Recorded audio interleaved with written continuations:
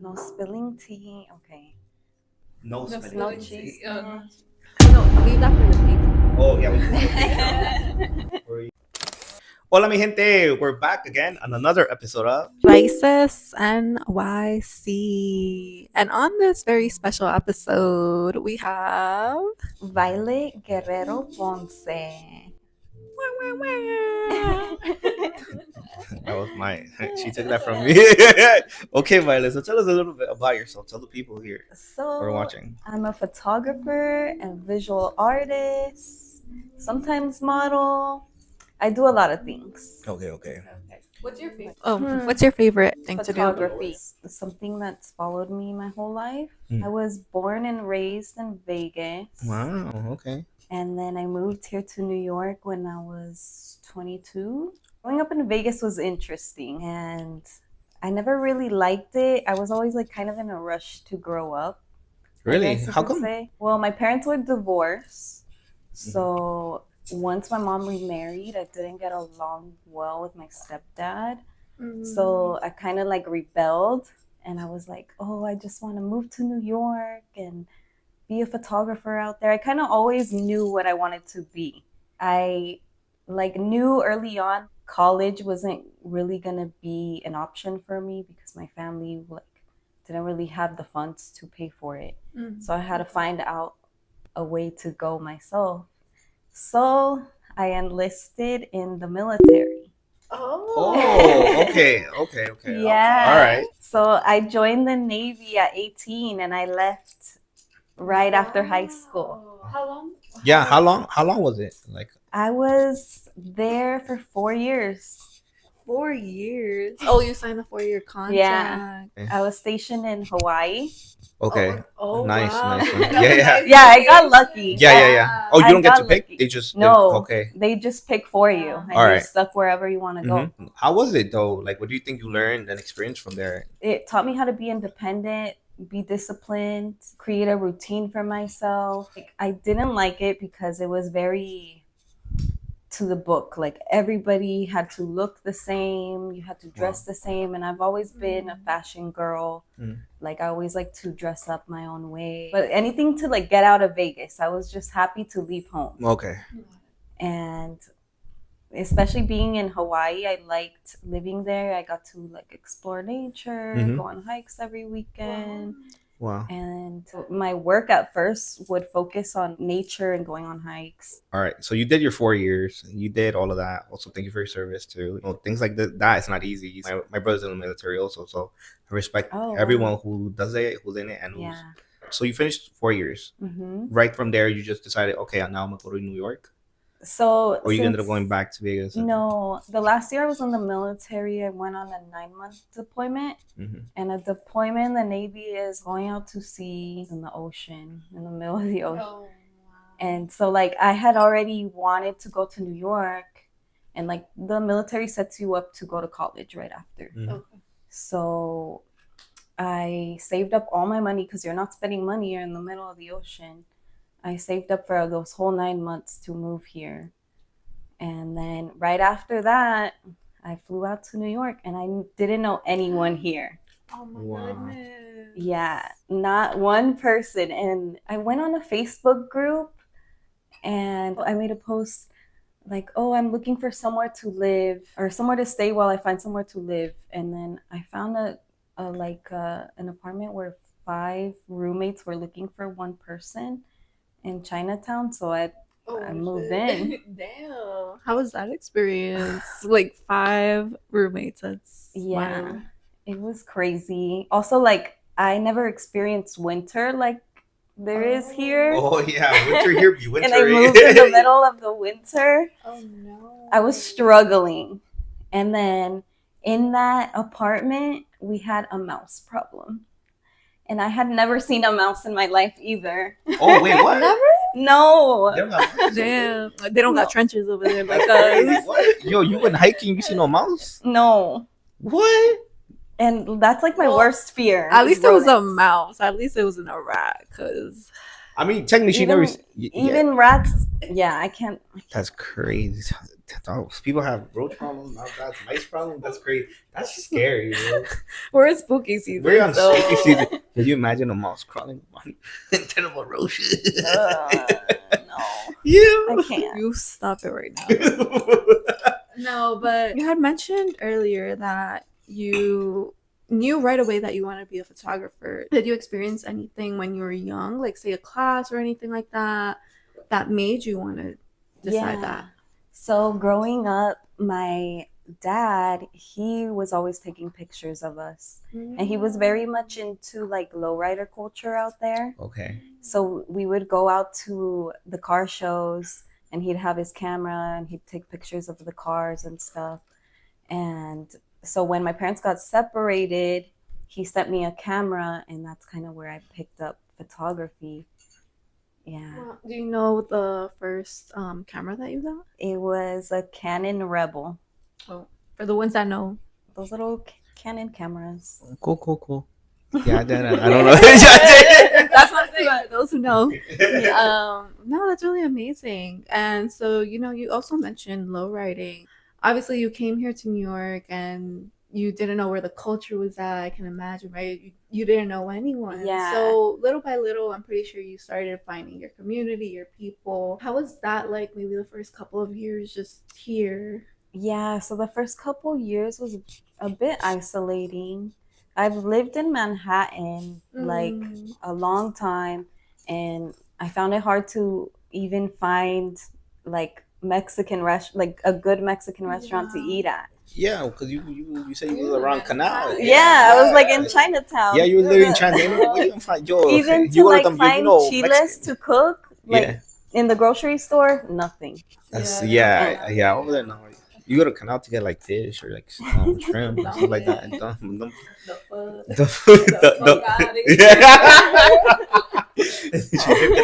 the fuck out. Okay, so coming to a place you know, being isolated also. Do you feel now things have changed? Yes. And how long did it take also, for you I've to been find here like 8 years now, and I feel like it's just now starting to change. Luckily, I found my partner 5 years ago. Mm-hmm. His name's Ezekiel. And shout out to Ezekiel. Wow. That's how you do it. We'll put his little picture. We'll put his picture. He's sending a text right now. I'm not sending her a picture. And so we moved in together to this apartment here. And since we moved to Bushwick, we've been finding like good Mexican restaurants and grocery stores. And then I've started to see on Instagram like people doing events for like the community. Mm-hmm. And that's when I found you guys. Oh yeah. And literally it's up until now that I'm finding a place. Yeah, he's like finding more beans. Yeah. Finding more frijoles. Nah, that's funny. Oh, that's crazy. I didn't take out my little bean. You want to take it out? Yeah. You have a little bean? Yeah, he has a little beaner. The OG.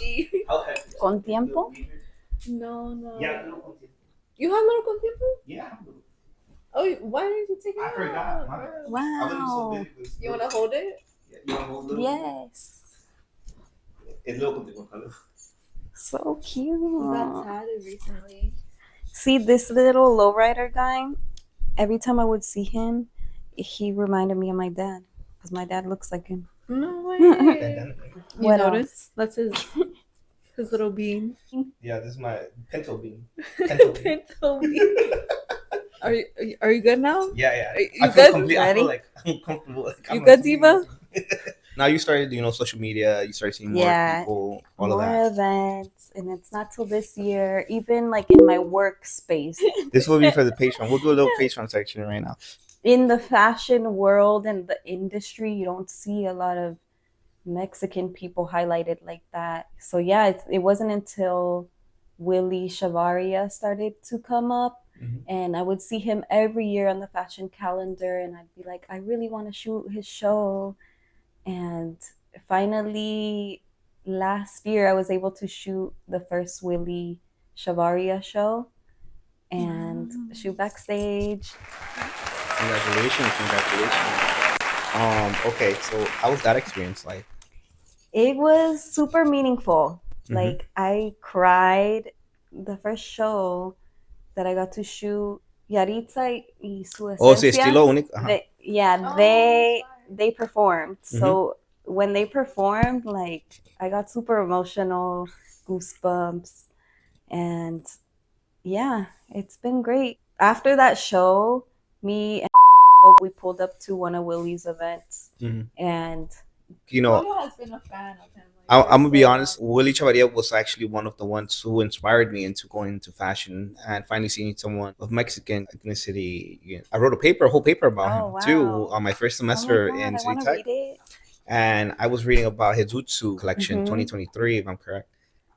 And I'm here just like going to about his history, how he started, how he picks his models, and all of that too. And I went on that same mindset for my first fashion show, picking people who I saw who have stories, uniqueness. And it was just like, whoa. People didn't even know. When I was talking about him, he's like, who's Willy? Like, who are you talking about? Like, who's this? Who's that? Now you hear him, everyone knows Willy. Oh, like, yo, isn't this the guy that you kept yapping on about? Like you said about the paper. We went to the Met and we went to see Hector's exhibit that he set up over there. And I was watching, I saw two of the dude suits that were in the 2023 collection. And I told Ali, like, I started crying. Like, I was tearing up just because I'm like, I remember like looking at the whole fashion show on YouTube and writing my paper and talking to my mom, like, look at what he made, like, and talking to my cousin too. And I'm here like writing, she's like, oh, like, and I'm just there. I'm like, this is the suit. Like, it's right in front of me. Like, I'm looking at it. I'm like, wow. Look at, I remember like what I wanted to do when I first was watching the show. I was like, all the compliments that were in my mindset, like they all came to reality. Meeting the people, doing things for the community. I'm like, I was watching this show. I'm like, I want to do something for my community here in NYC to show that we were here. And it was just, I just did quiet, just admiring. And I'm just like, damn, I really wish I could feel the suit, like the material and all that. It really was like, you just feel it. Like, this is the representation. It took us this long to finally like show that we're here. I wonder how many other people are getting inspired to more. Yeah, to see somebody in a setting like that, like the Met, Paris, where we're not really included in, it's very powerful. But even Willy's actually from the town, like a couple miles from the town where my grandparents are from in California. It's like a small agriculture area. Like a lot of farm workers live there.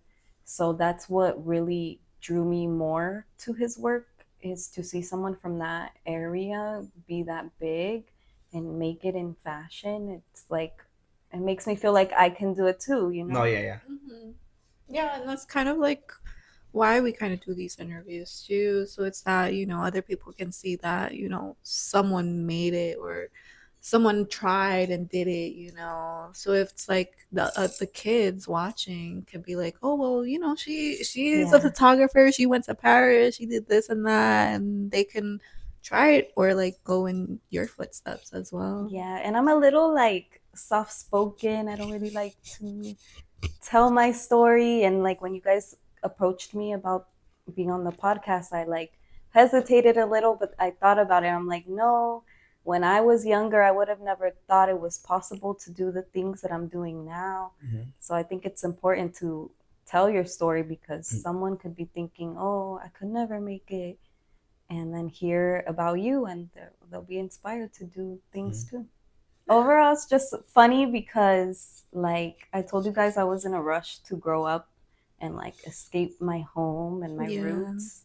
And like I'm here now, and it seems like I'm looking for my roots and going back to that. So it's just like, it's funny how things work. Like you found a way to connect what you're doing now with your past, your parents, your great grandparents, and obviously your father, right? Because you said that he used to do photography, obviously just family photos and stuff, or like when he went to like events and stuff to capture the moment, but you're now doing it on a bigger scale. So congratulations to you. Thank you guys. And I don't know if you guys ever feel like this, but like explaining to my family like what I do and like like they don't really get it. Yeah, that was kind of like gonna be a follow-up question, because it's like, how do you explain that to them when they're like, I'm going to the military, mom, and then she's like, okay, mija, and then all of a sudden you're like, well, now I'm going to photography, and she's like, wait, what? Like, what is that? Tomar fotos? Like, like I'll tell my mom, oh, estoy cansada de trabajar, and she'll be like, ¿de qué? ¿De tomar fotos? Damn. Yeah. Do you? How do you feel about that when those type of comments? I'm not understanding. Like, it is, you go and we're gonna probably go through like a bunch of pictures, take pictures from angle, thinking about this. Like, you're probably going through hundreds of pictures that you're taking. Yeah. How do you feel like that? And how do you communicate also with your parents? They're obviously proud of me, but it's just explaining it and then showing them. When you said that, your father used to do photography too, it kind of hit me, because it's also like what I always say, where it's like you are your ancestors' wildest dreams. Because, maybe your dad would take like photos of you and be like, oh, like that's my little girl, just capturing the moments and stuff.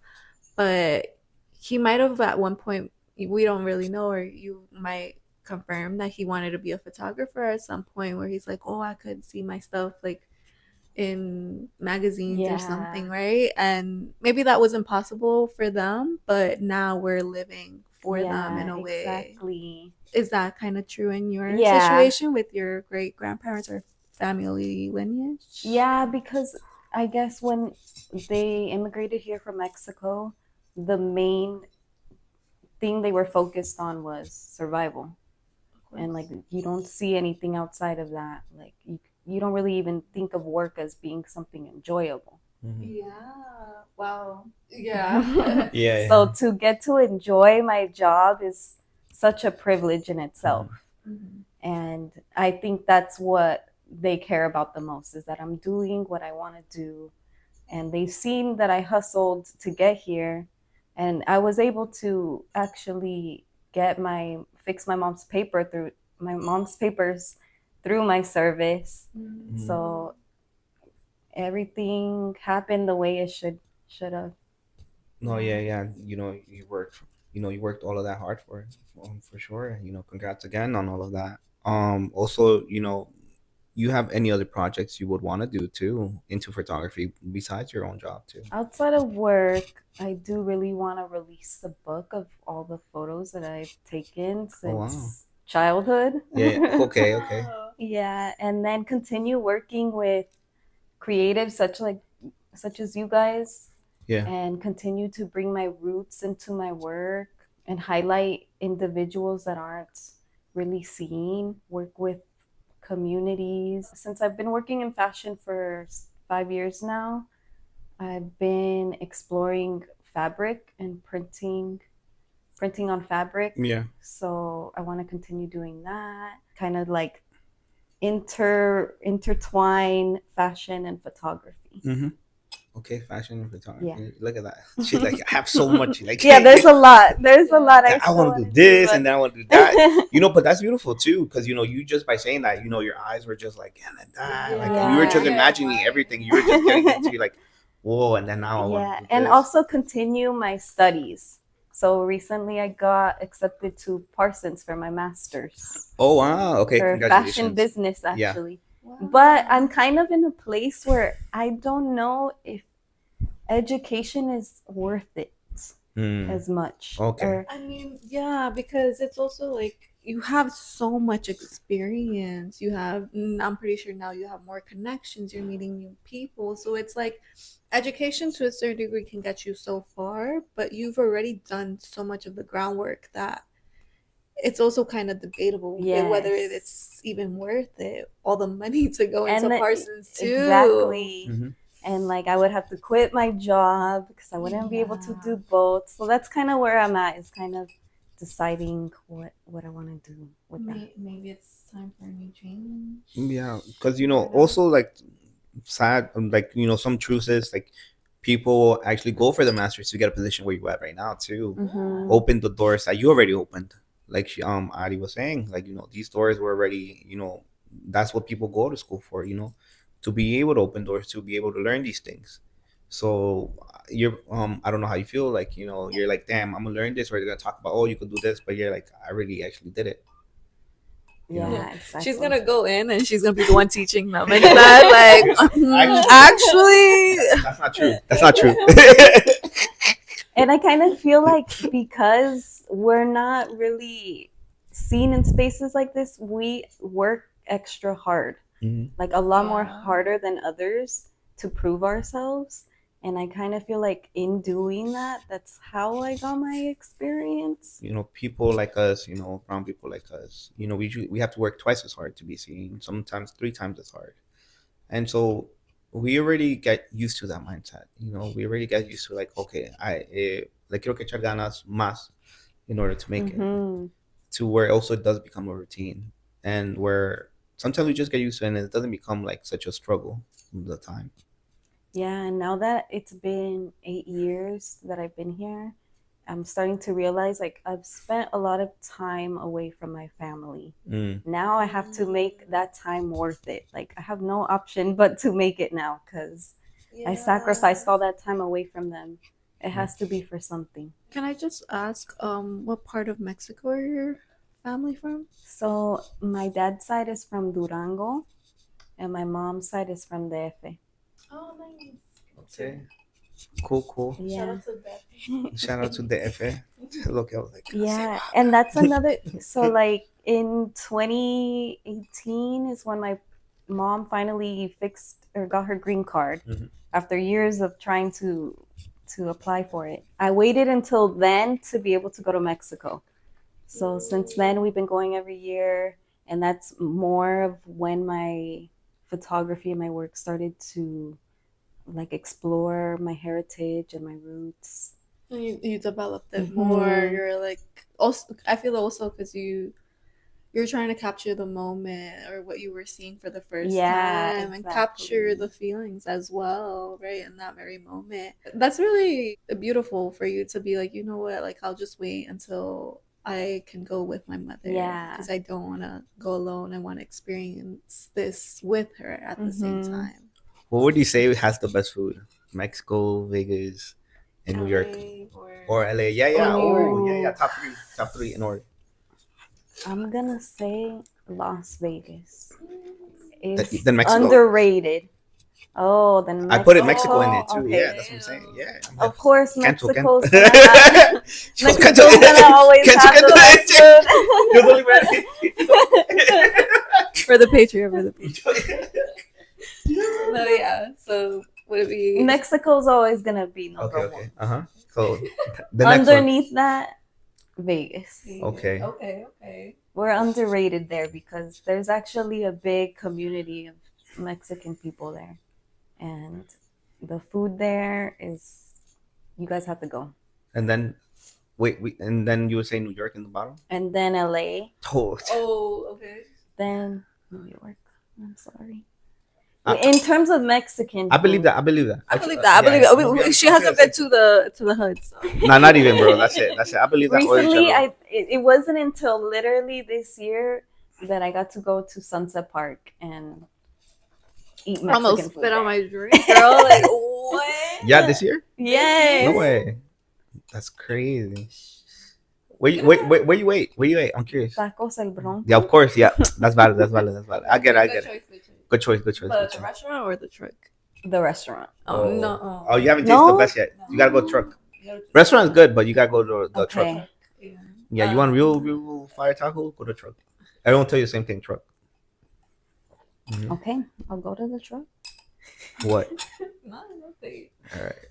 Mandando over here. Nah. I said. You guys have to tell me the spots here. I'm still learning. What would you say is your favorite spot in Vegas? There's this place. It's called Tacos El Gordo. Have you heard of it? Yeah. Don't they have a chain? They have the other one in San Diego. Yes, exactly. Right? It's the same. It's kind of like Tacos San Diego. It's kind of like Tacos Número Uno, actually. Yo, I was about to say. Yeah, it's like.